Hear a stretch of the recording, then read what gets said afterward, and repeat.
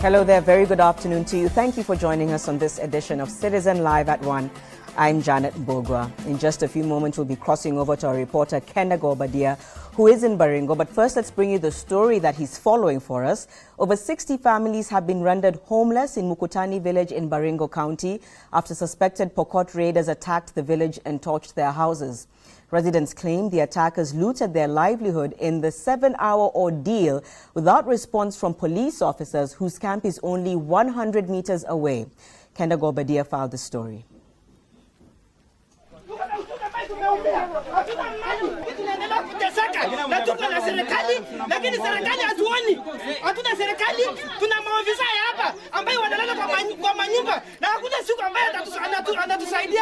A once vibrant Mukurtani village in Baringo County is now in ruins.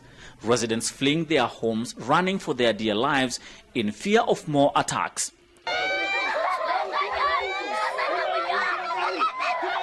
Suspected Pokot raiders descended on the village last night, torched houses and looted shops in what is believed to be a revenge mission. For the last 2-3 weeks, the residents of Mukurtani and Kiserian of Marigat sub-county have experienced attacks in several villages. So far, we have confirmed in 11 villages displacements, burning of houses. So far, we are talking about 25 houses that have been burnt. The displacements are 426 persons, and the numbers are increasing as increased threats are evident within this region. 60 families are now left homeless, others seeking temporary accommodation in a nearby school. Residents claim the attackers had over 7 hours to commit their atrocities with no response from administration police officers whose camp is barely 100 meters away. Mimi ni mama kutoka hapa. Hii maneno yalitokea usiku ya leo. Kutokea saa 4 ya usiku. Hawa walianza kupiga risasi juu na kupiga manyumba. Iko watu walikuwa walipiga kwa hapa lakini hakupata mtu. Alafu sasa baada ya hiyo unaanza kuchoma manyumba. Tuko na maofisa area hii karibu ya 20 lakini kutoa risasi moja wakati ya ukora ni shida sana. Anaona ni karama na hakuna siku hiyo serikali anafanya budget ya hiyo risasi. Ni askari anapewa risasi ya bure, uniform ya bure, lakini kutoa risasi kupiga mkora ni shida. Although no one was injured during the incident, the residents feel that they are not safe and are now moving to a destination they themselves don't know. Authorities here say calm is slowly returning, but the residents would hear nothing of that. What we are fearing right now is increasing humanitarian need. One of the communities also felt like they were to be assisted. That is the Pokots. But fundamentally, they were not affected. So they were not to be given this assistance from the Red Cross. But because the Chamzis benefited, the other community said there was no peace in Mukurtani if they were not going to be assisted. Only yesterday, suspected Turkana raiders attacked 12 villages in Silale area, killing 7 people and making away with over 20,000 livestock. A 7-hour ordeal that has left numerous families displaced in Mukurtani Village. Kendago Badia is on the ground to bring us the latest updates regarding the investigation so far. Kendago, what can you tell us about what's happened so far? Well, Janet, it is true that we have over 400 people now displaced. They have no homes. These are about 60 families whose houses were touched by the attackers the other day. And what is happening is that so far they have not received any humanitarian need from any agency, save for Red Cross, which is trying to assist the people here. But so far, no response in terms of humanitarian aid for these people who are now homeless is being delivered. And that is one concern that they're showing. They're also saying they are not quite sure that. Kendago, are you still there? Okay, we seem to have lost Kendago Badia, reporter. The network are having a bit of an issue there, but he did mention that there hasn't been much response in terms of the humanitarian need that's growing on the ground there. We'll try and get a hold of him later in the event that we're able to get more information from Kenago Obadia in Mukurtani Village in Baringo County. Let's now move on to other stories. In the Kenya Wildlife Service, officers shot and killed 3 suspected poachers at the Murka area within Tsavo West National Park in Taita Taveta County last evening. During the operation, the officers recovered a rifle, several rounds of ammunition, an assortment of crude weapons and elephant teeth. According to Taita Taveta Sub-County OCPD, KWS and police officers laid an ambush on the poachers following a tip-off from members of the public. The police bosses added that a joint operation of KWS regular and administration police officers is currently underway to flush out poachers in Tsavo National Park. The operation comes a day after Kenya's oldest elephant, Satao, was shot dead by poachers at Taita Taveta County.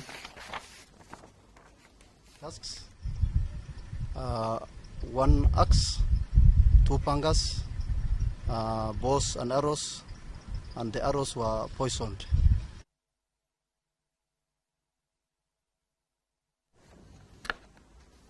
Britain has dismissed allegations that its government is deliberately sabotaging Kenya's economy through its issuance of travel advisories. Speaking during an event to mark Queen Elizabeth's 88th birthday, British High Commissioner to Kenya, Dr. Christian Turner, maintained that the UK would stand by Kenya in the war against terror, as Henry Githaiga now reports.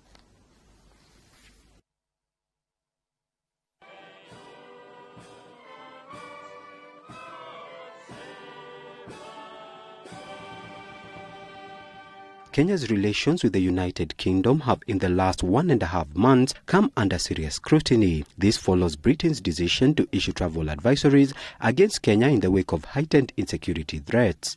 The advisory, which was issued in early May, saw the exit of 300 British tourists, resulting in a near collapse of the tourism sector at the coast, which was already in its low season. It's therefore my sincere hope that the United Kingdom, which is our partner in the fight against terrorism, will soon positively review the current travel advisory to enable tourists secure insurance covers and freely visit our country. It was during a party to commemorate Queen Elizabeth's 88th birthday that the UK envoy to Kenya, Dr. Chris Turner, sought to clarify the state of play between the two countries. During the event, Dr. Turner was quick to dismiss claims that the UK is against the Jubilee administration. The government of Kenya is democratically elected, will be in power until at least August 2017, and the British government is committed to working with it to achieve our shared goals.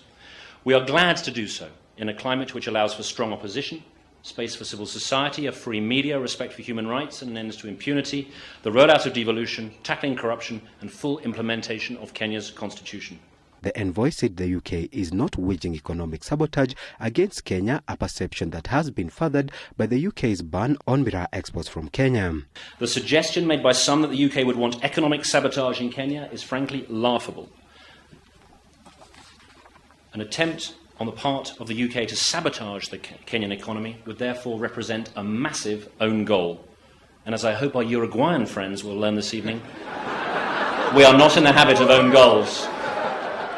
And on the perceived competition with China over its growing influence in Africa, Dr. Turner termed it as a myth based on the past.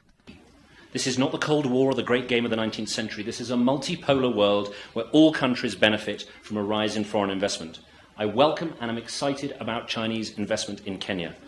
It will bring jobs and infrastructure which benefit UK interests, and we enjoy a vibrant relationship with China. May I now request you to join me in a toast to the warm and cordial relation between Kenya and the United Kingdom, to the good health and the well-being of Her Majesty Queen Elizabeth II, and to the prosperity of the people of the United Kingdom. It will be interesting to see how the UK's latest overture to Kenya will be interpreted in coming days by the Kenyan diplomatic authorities. Henry Githaiga, Citizen Live at 1. We now will take a look at the latest from Mpeketoni, where we understand the town is now relatively calm. Businesses, some of them that were attacked, now open. Life beginning to resume to normal. However, for the numerous persons who are still displaced, that's a huge challenge that they're facing on the ground. Michael Njenga joins us and tells us more about what's happening on the ground right now. Michael, of course, officials meeting left, right and center trying to resolve this issue. What's the latest that you can tell us? Well, very good afternoon to you, Janet and Bogo. Indeed, we are in Peketoni. Right now, we're at a place called Mavuno, which is about 9 kilometers away from Peketoni. And the situation at Mavuno is it's a big land, government land, where over 600 families have gathered who ran away from Maporomoko after the incident that happened there on Tuesday, where 9 people were killed. Now, Janet, the situation there is dire because there are so many people without all the amenities, without food. The only food that was taken there was yesterday, and it was only enough for 100 people being taken there by the Kenya Red Cross. It was only enough for 100 people. So the situation there is quite bad. The people are requesting the government if they could just help them to get, not even to get food and everything, but to get security that will enable them to go back to their homes. Because from Mavuno to where Maporomoko is about another 8 kilometers inside. There is a swamp in between. It's a very bad terrain. So they're only requesting the government, if the government could assure them of security, because they're saying they had planted, they have food in their houses, they have maize, they have beans, they have food really. All they need is security to go back to their homes, to settle back to their homes. But right now they've converged at a place called Mavuno. It's a big government land which has not been utilized, but now that's where they have made temporary homes as they wait to see if they can get any more help from the government. Also, around here, we have been going around and talking to several chiefs. The chiefs were holed up in a meeting the whole morning today. There's a new district commissioner here who had called them for a meeting, and they have been told to go to each and every village within this area, be it for the Swahilis, be it for those people they are calling Watu Abara, to make sure that they go to each and every village, to knock each and every homestead, to preach the word of peace to all these people, and just to make sure that they tell the residents that there's peace now, there's security now, and people can go back. Like the IDPs, they're being told slowly they'll be taken back to their homes, at least to go and take care of their farms. Janet. Okay, Michael Njenga talking to us there from Peketoni. The ongoing crisis continues, especially now with the humanitarian need on the ground. He's talked to us about that as well. The Kenya Red Cross, of course, overlooking that, making appeals to the public as well. So we'll continue to talk to Michael in the course of the day to get more updates as and when we get them. Let's take you to other stories that we're following for you. The cross-examination of the 19th prosecution witness in the case against Deputy President William Ruto and journalist Joshua Sang by Ruto's defense team continued, with the lawyers focusing on allegations that ODM supporters had planned to eject PNU supporters from Rift Valley by using phrases such as taking them back to Othaya. Ruto's lawyer, Shaimala Allegendra, used videos to show that it was common practice during campaigns to use such words to imply the opponent would be defeated.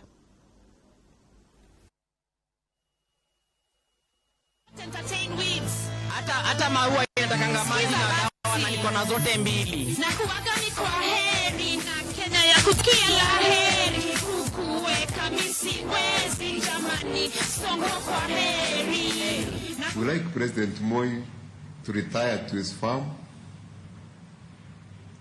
to look after his goats and his animals, and to live a long life, to see how good governance can be practiced. In that context, what Ong meant was saying goodbye to Kibaki from the State House.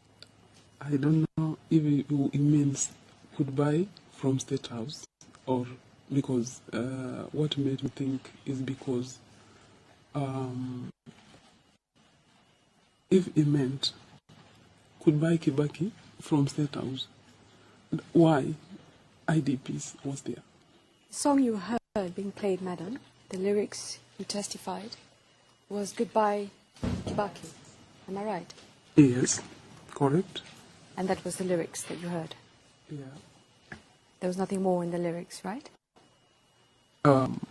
It was, bye, we will give you a bus to take you to Odaya. That's right. Give you a bus, take you to Othaya. Now that part, madam, give you a bus to take you to Othaya. Isn't Othaya Mr. Kibaki's home? Correct, you're right. And isn't it usual, madam, also in this kind of campaign speeches and political exchanges that politicians are told to go back to their farm or go back to their home? Yes. Let's now cross over to Esther Kahumbi, who is standing by covering the Bonchari constituency parliamentary by-elections to tell us more about how the process is going on. Esther, what can you tell us about the by-elections so far? Well, Janet, what is happening right now is that the IEBC is already conducting, or rather has concluded its training session with officers who will be conducting this election on Monday. And what they are doing is just arranging the election material, which surprisingly arrived earlier than we usually see during other elections. We usually see this material coming like a day to the election, but today they're saying they're prepared, they are ready for this election. But for the information of our viewers, this election is a contest between 7 candidates. During the March 4th election, there were 11 candidates, but this one has just drawn out 7 candidates. There's Oro Oyoka, who is a candidate for ODM. He's the one who moved to court to contest the announcement of the election of Zebedeo Opore, who was vying on a 4-people ticket. He moved to court saying that indeed he's the one who won the election. And after a vote recount during the court process, it emerged that he had indeed won the election by about 4 votes more than those of Zebedeo Opore. And so the High Court declared John Oro Oyoka as the winner of that election. But then Zebedeo moved to the Court of Appeal and appealed the decision of the High Court. And of course, the Court of Appeal ruled in his favor and ordered for a by-election. So that's why the people of Bonchari will be participating in an election come Monday. The other candidates are Charles Onyancha. He's vying on a wiper ticket. There's David Ogega of DP. There's Paul Matagano of KNC, Charles Mogasa of NLP, Geoffrey Omwado of KST. Those are the candidates who will be vying for this election come Monday. It's been very low-key. We haven't seen much campaigns going on. Even today, it's very quiet, apart from what we saw yesterday from the ODM campaign with former Prime Minister Raila Odinga campaigning for Oro Oyoka. There hasn't been much. What you would see ordinarily, cars moving around with, posters of different candidates campaigning. We haven't seen much of that today. Probably tomorrow. But the campaigns close tomorrow ahead of the election on Monday. So what we're doing right now, Janet, we're going to talk to the candidates. We see what it is they're promising people of Bonchari, and of course the issues that voters here are expecting to see addressed. There are about 38,749 voters who are registered here out of a population of 114,000 people. There are 81 polling centers, and according to the returning officer, Peter Rese, there are about 250 police officers who've been deployed to man the various polling centers, 2 in each polling center and 20 in the main polling center. So, Janet, we'll be coming to you live later on in our subsequent bulletins to give our viewers a detailed account of how the election looks like here in Bonchari, Janet. All right. Thank you so much for that update. Esther Kahumbi standing by in Bonchari ahead of the Monday by-election. Close to 39,000 registered voters who are going to be lining up on Monday. She says that the election materials are in nice and early. IEBC already camped out, ready to carry out the by-election. Will be on the ground up until then and bring you details in our subsequent newscasts. You're watching Citizen Live at 1. We're going to come back after the break with some of your other stories and business news. And after Citizen Live at 1, we're back with another edition of Viva Brazil. We'll have guest analysis in studio. Some of the fans will be sharing their thoughts on last night's game, so make sure you stay tuned for that.